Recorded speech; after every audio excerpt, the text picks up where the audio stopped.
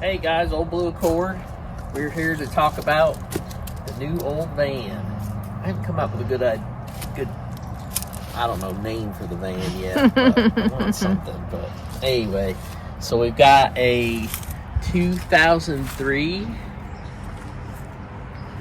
Sprinter. It's actually a Freightliner. See the front here? Got a couple little. So it's Freightliner.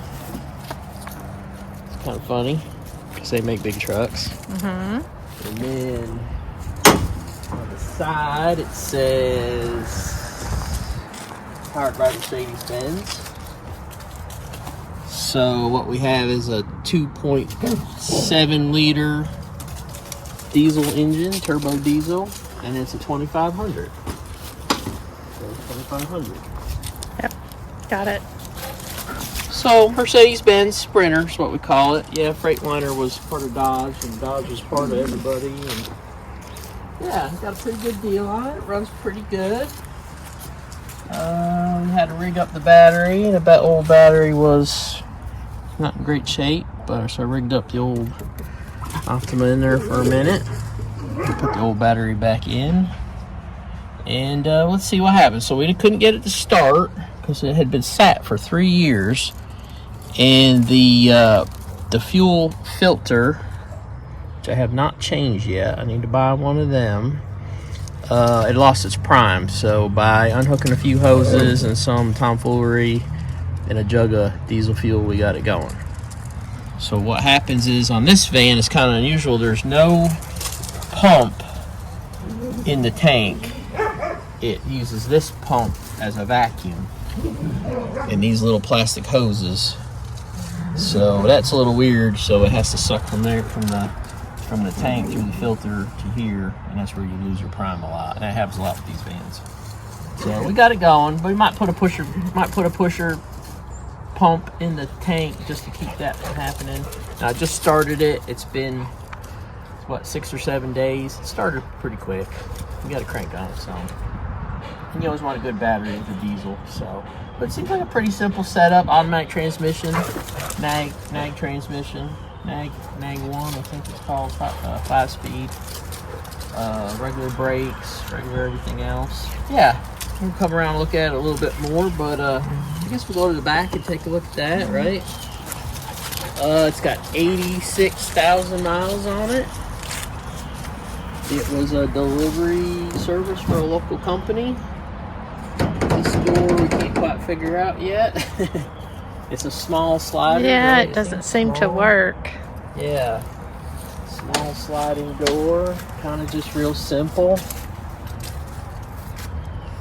Yeah. The doors don't seem to really want to lock right now. It's got that button in the middle for locking the doors. Does not have a button on the door, which we thought was weird. But Yeah, no. There's window button, but no actual lock so, on the door. You always got to reach to the middle to lock your door. I guess I don't know if that's convenient or not. That's pretty good tires, you know. These tires.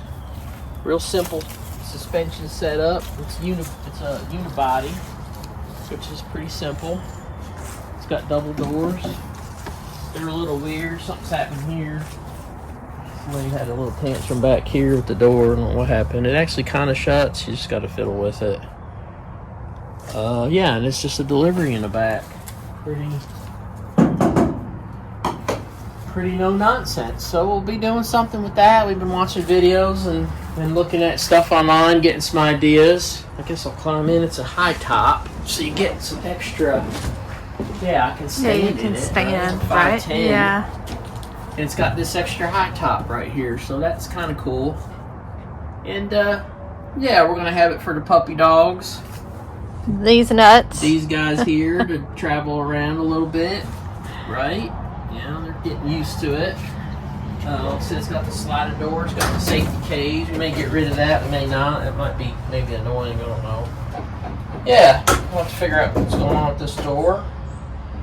But it's a good base, you know, this is a good base model for whatever we need. It's got some all the little delivery stuff. Not much in the way of lights. I thought I had a couple little Yeah. A couple little lights. So it's kind of cool, you know. But it's going to be a fun... Yeah, we're watching all these little videos and the people customize and frame all this up. I didn't notice that little rust right there. But it's really good underneath. It's not rusty. The plastic's all kind of getting kind of cruddy. And those the plastic bumper, plastic end caps, all that stuff from 20 years ago doesn't really last. So that's okay. Not going to really hurt anything. Yeah. And I guess really the only problem I had with it is that something's up with the transmission a little bit. It's got an engine code. We'll have to figure out how to pull the code, right? And then I guess we'll go around the driver's side. Brake liner.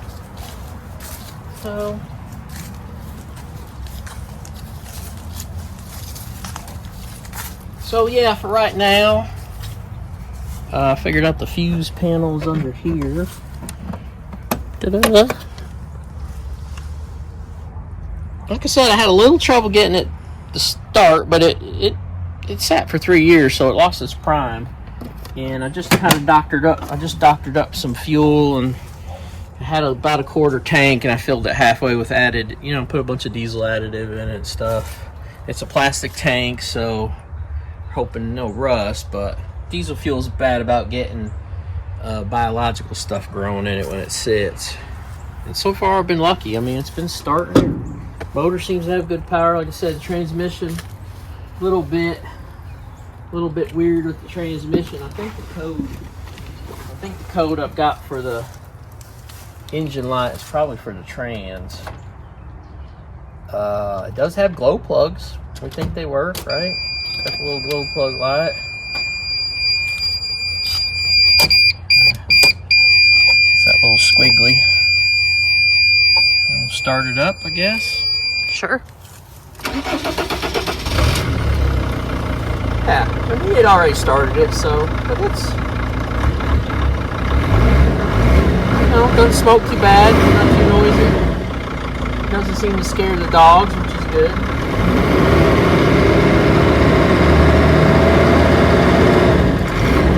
It's pretty minimalist.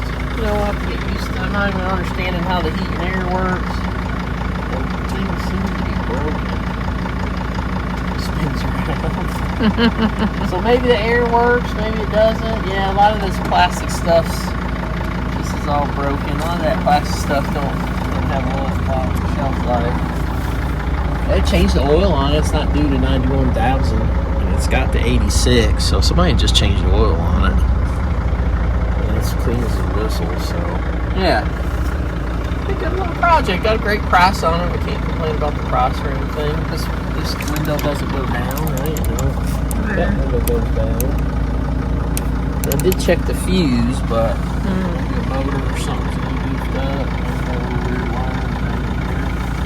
Yeah, so it's just kind of like a tilt-turn. I don't know how the seat controls work. So we don't have the spring seat, but it's comfortable. It's not a bad riding van, it's not heavy, such like a 2-ton van or anything. It's going down the road, you're fine. We'll just have to keep, it's like any other whole vehicle. Make a list of all the parts we need. Brakes and stuff are cheap. Fuel filter's probably like $50. Tires shouldn't be too bad. I mean, most of the parts of these vans are really, there are a lot of them around. When we drive around today, we see them all the time. Now you look for them. I mean, all kinds of people use them for delivery vans. And Mercedes-Benz is pretty well-known engine family. So yeah, we got some plans for it. I want to put a battery backup system in it for the house. And that way we can run off the diesel motor if we needed to.